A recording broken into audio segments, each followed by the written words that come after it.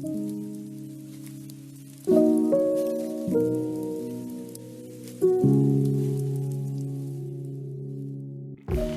my friends. My name is Gillard, and on most days, I'm a grateful, recovering addict. I'm here to share with you. Any addict can stop using, lose the desire to use. But for Clark, I had to find a new way to live if I expected to have any ongoing recovery, if I expected to live a whole and fruitful life full of happiness and prosperity. I've always had a loving. When I say mother's love, I mean woman's love. Don't misunderstand me. I'm the youngest of 5 brothers, and we all suffer from the disease of addiction. The first one I lost died from complications of HIV, AIDS. My second, which is the oldest brother, who taught me what he thought was good news to me, thought was good information for me, died from all kind of organ failure. Have you ever seen a 9-month-old pregnant woman? Have you ever seen a man swell up like that in the stomach area? That's my oldest brother. Was so tender you could not touch him in the midsection. These were my life instructors. My dad was in the life.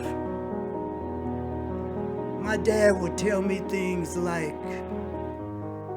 Clark, don't you never use no drugs. But you get you a bobo, and y'all sell drugs. It's perfectly all right. That's perfectly all right. That's commerce. That's perfectly all right. And Lord, I can't forget my first son, my firstborn son, Clark Jr. Of course, when I got clean, I owned property. I let him have one, and I said, hey, I gotta go. You can have all this. And he was at the age of 15, and I'm taking responsibility for that warehouse that he went through. He stayed there,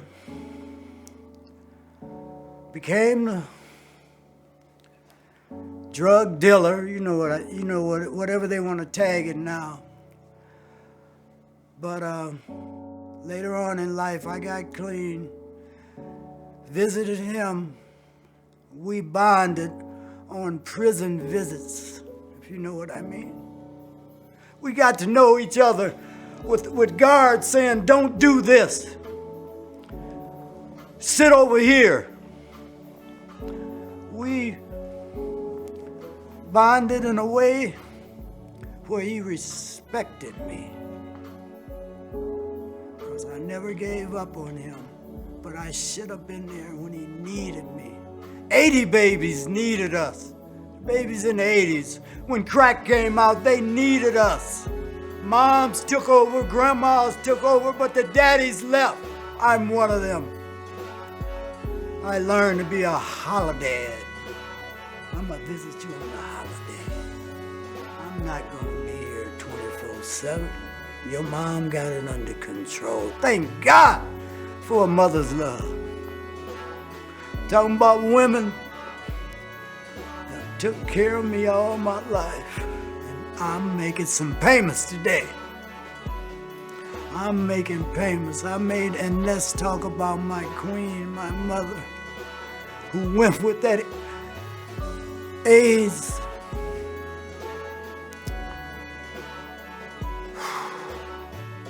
Went with my brother who contracted AIDS, and I ain't gonna tell you. I'm gonna tell you something. He was the only brother that wasn't an intravenous drug user. But when we talking about addiction, we talking about habits you cannot control, and they run you. We're talking about uncontrollable vices. It is easier to train a child than it is to change a man. My strength comes from the greatest power source on earth. No, it's not fossil fuel. No, it's not solar, any type of green energy you want to think of. My greatest power source is a mother's love. It has held and hugged me all my life. At the young age of 12 years old, I was responsible for taking another person's life. And a mother's love once again held and hugged me and saved me despite me taking her only son's life. She held and hugged me still. Once, that millennium year, 1999, I'm 10 years clean by then. We just happened to meet New Year's Eve, 1999. You know, when you just feel uneasy and you think you shopping, but you really copping. You running around the stores trying to make something make you feel better. I met my queen 30 years later. We recognized each other immediately. We both were overcome by emotions. She left the store after we hugged and cried on each other. And I had a chance to say thank you for a mother's love. Before I could leave the store bawling, another young lady came in and said, I want to thank you. I want to thank you. My mother wants to thank you for saying what you said to her. And see, I was her only sibling when I took his life at the age of 9. She had had another child, which that was the queen that came in and said, my mom wants to say thank you. And right then, that second, that moment, that hour, that day, I knew I'd been touched by unconditional love. I had a divine purpose in life then, and I knew from that moment on I would never use drugs again. I had purpose to my life immediately. From a mother's love, there's no love more powerful. I finally was able to forgive myself. Everyone in the world probably had forgave me, but I haven't forgiven myself till she confirmed with me that she didn't hold no grudges, no animosity. My hopes are that I can continue to make spiritual payments on my journey. Lord knows I've made a bunch of withdrawals from society. I've been pardoned. My hope is not that I'll never miss a Sunday service. My hope is that every day I could be of service to someone who's suffering from the disease of addiction.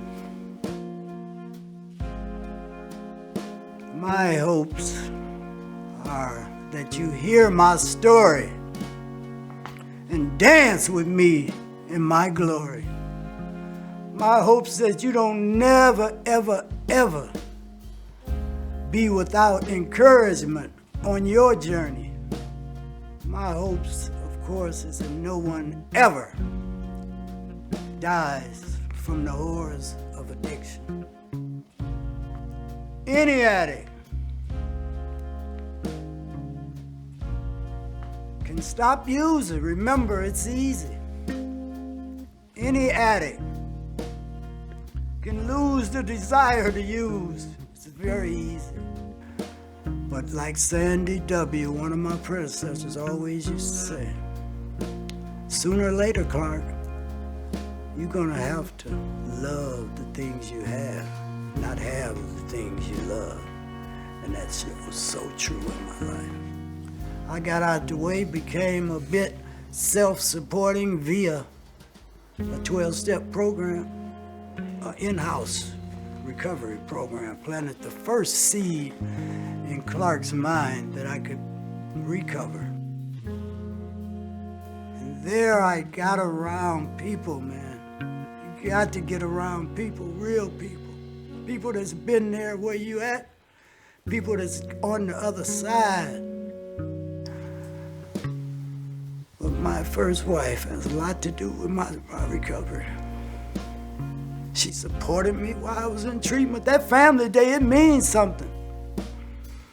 She supported me when I got out of treatment. And of course, you know what I did when I got out of treatment. I pissed all over her help. I learned a lot of things in my life. Man, the tool of listening is a rare tool, but I gotta keep it sharp. It's a rare tool that's often needed, because I went all over to 12-step programs, and the things I've learned, man, like what money can and cannot buy you. Money can buy you all kinds of meds, but money is not gonna buy you health. Only you can buy health. Come with me. You heard my story, and those of you who know me know I love for you to dance with me in my glory.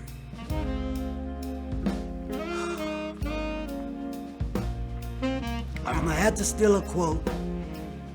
I always say love is overrated. And I say, if love is overrated, I love overrating. I love the overrating love gives me. If love is overrating, please overrate me. Please, Lord have mercy. What else can help us but love? The type of love that you don't see coming, because it comes for no reason. It comes when you think people are hating you. It comes when you realize that forgiveness, this is a freedom. When you realize freedom is one of the strongest assets, forgiveness is one of the strongest assets you can ever have. When I finally realized that I had purpose, and it may not be the masses' purpose, it may not be something that's going to make me rich or famous. It doesn't matter, because it makes me happy. I'm Clark, and I'm on this day a grateful recovering addict. Thank you.